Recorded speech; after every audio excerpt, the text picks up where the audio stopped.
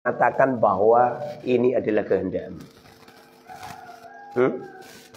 Kamu kira kamu bisa alim, bisa kaya, bisa hebat, bisa sukses terus dari usahamu? Enggak. Kalau memang benar-benar usahamu, alasannya kamu bisa memindahkan ini dari tempat sini, bisa kamu pindah sini, seakan-akan kamu bisa menggerakkan ini. Coba sekali-kali kamu gerakan telinga kamu, coba ndang aplek. Wa rabbuka yakhluqu ma yasha. Allah lah yang menciptakan segala sesuatu atas kehendaknya, bukan kehendakmu. Wa yakhtar, dan Allah lah yang memilihkan. Kita orang nggak bisa memilih. Siapa kamu yang pengen mendapatkan lelaki yang salih? Mendapatkan lelaki yang alim, salih, baik hati, dermawan pada istri, memberikan pelayanan yang baik. Kalau tidak dikehendaki oleh Allah, tidak akan terjadi. Percaya nggak? Apa kamu nggak ngerti sejarahnya Nabi Allah Nuh alaihissalam? Beliau adalah seorang lelaki yang salih. Beliau seorang lelaki yang sabar. Menjadi seorang nabi dan rasul, mendapatkan wahyu langsung dari Allah. Tapi apa yang terjadi?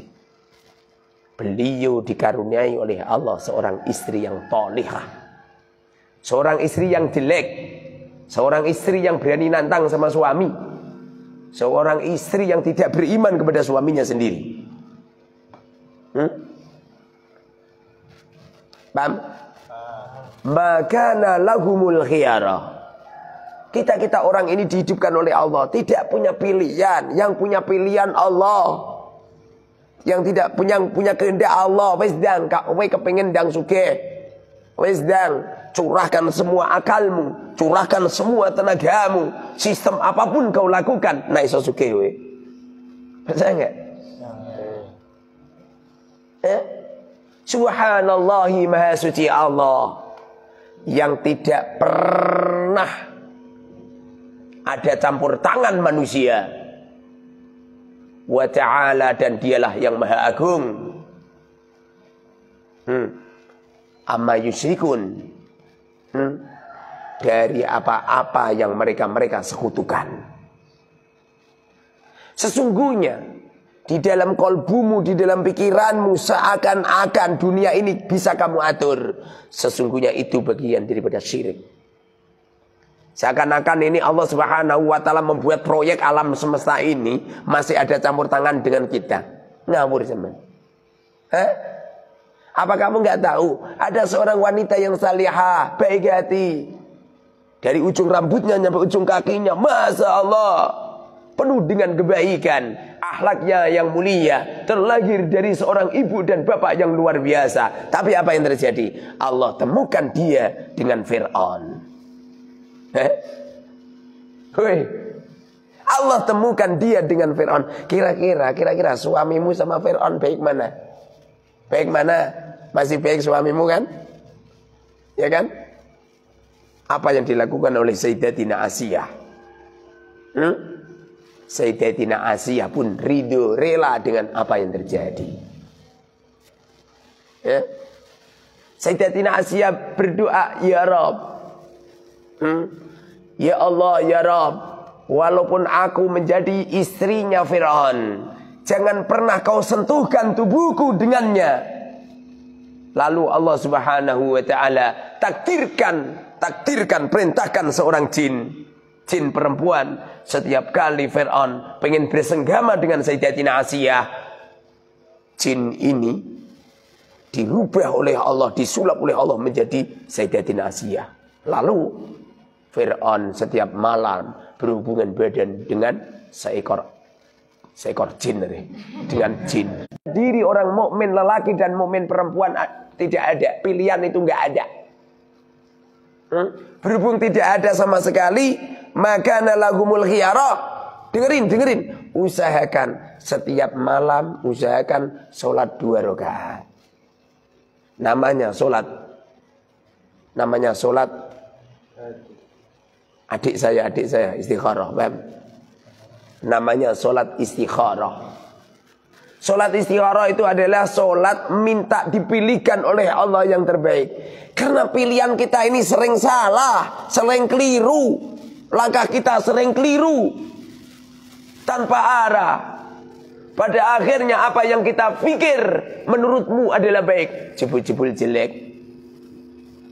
Pilihanmu kelihatannya lelaki perempuan yang salihah, jebul-jebul Masya Allah. Menjadi malapetaka dalam kehidupanmu. Kamu kira pilihanmu adalah seorang lelaki yang salih, Masya Allah, jebul-jebul Masya Allah, lebih jelek daripada setan. Paham? Maka nalagumul khiyara. Caranya bagaimana? Guru-guru kami memerintahkan. Beliau perintahkan, wahai murid-muridku, apabila malam bangunlah kau, sholatlah 2 rakaat, niatkan usolli sunnatal istikharati rakaataini mustaqbilal kiblati ada'an lillahi ta'ala. Allahu akbar.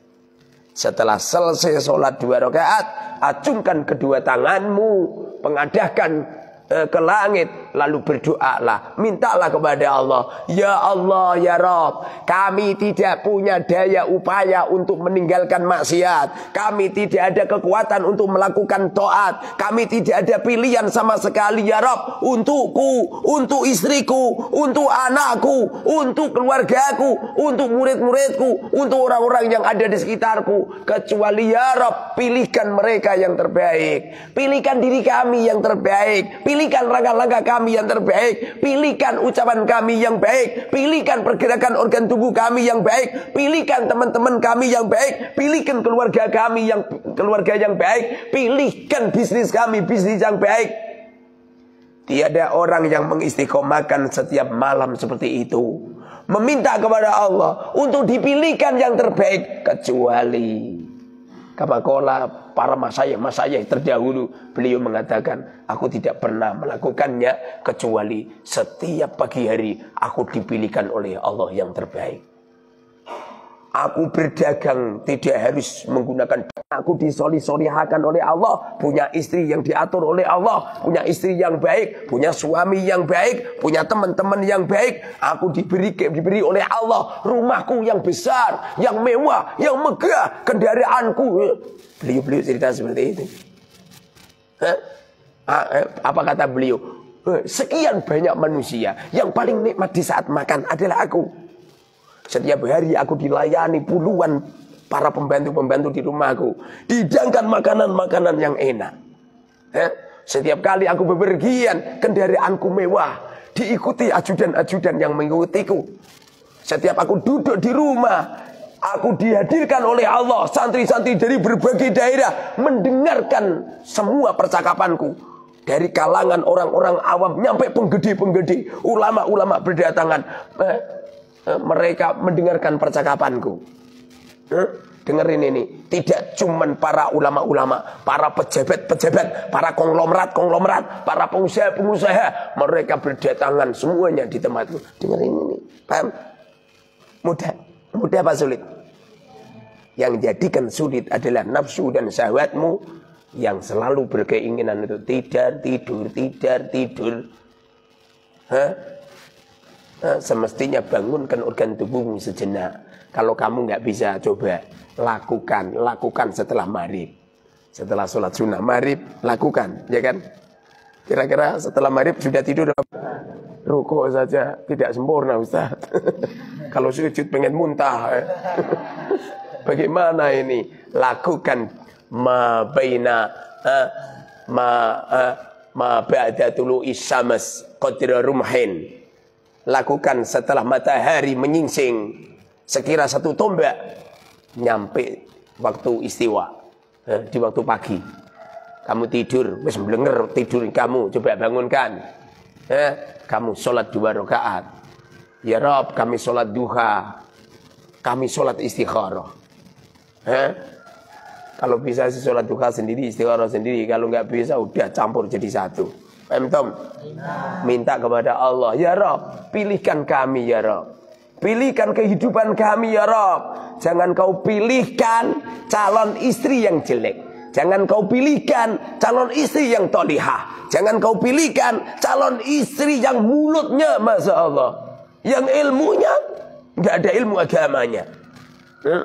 Ya Rob, pilihkan aku ya Rob, suami yang salih, suami yang baik, suami yang tidak mempoligami aku. Paham? Paham? Tak ngerti wajahmu besok ono sing dipoligami, paham? Ya Rob, pilihkan aku, suamiku ahli cari uang, sayang banget sama saya, nggak pernah marah sama saya, nggak pernah bentak sama saya, pandangan matanya menyenangkan hatiku, setiap pembicaraannya aku selalu setuju. Setiap aku punya permintaan, suami langsung bergegas. Mas, minta mobil langsung set. Mas, minta pesawat set. Mas, belikan kereta api langsung set. Masya Allah. Ini kalau kamu lakukan, apa kata guru-guru kami? Guru-guru kami mengatakan, dulu di waktu aku sholat seperti itu, Masya Allah, setiap bangun tidurku dipilihkan oleh Allah yang terbaik.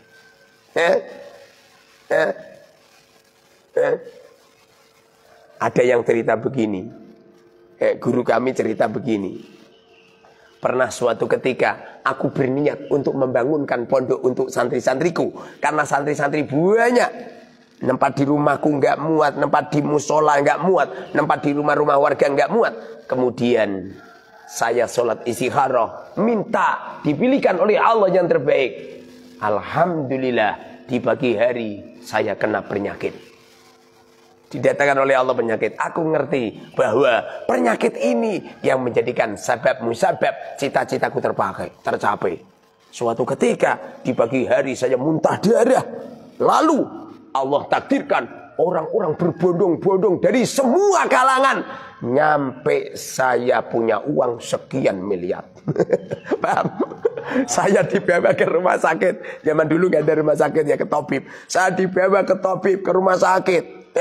Semua pembiayaan dicukupin sama orang-orang. Saya tidak ngeluarin uang 1% pun. Istri saya biasanya nggak punya perhiasan, perhiasannya menjadi banyak gara-gara Allah mengirimkan harta benda berlimpah dengan cara mendatangkan penyakit. Di waktu aku sakit tidak terasa sama sekali. Saya muntah darah seperti saya mengeluarkan ludah. Itu cara Allah, paham? Padha karo kowe nanti duit jalan-jalan malah keserempet mobil. Dileles sing nyerempet wonge sugih miliarder. Padahal terima bisa sithik, lalu kamu diberi hadiah 5 miliar. Alhamdulillah. Orang terima 5 miliar tok. Dileles orangnya masih muda, umur 25 tahun malah menjadikanmu menjadi istrinya. Masya Allah, ini barokahnya orang sholat istikharah. Semoga saja bisa jalanin. Paham Pak Suroto? Nak kowe engko sing cerempet wedhus.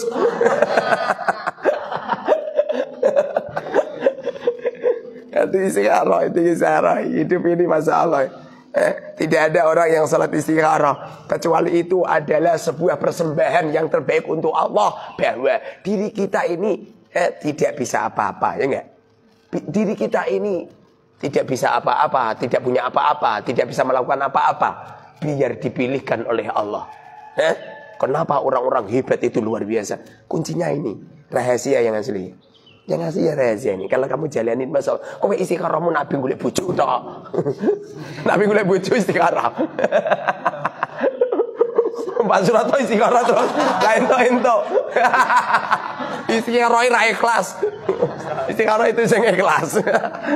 Amin amin ya rabbal alamin. Alhamdulillah alamin. Allahumma salli wa barik ala sayyidina Muhammad wa ala sayyidina Muhammad.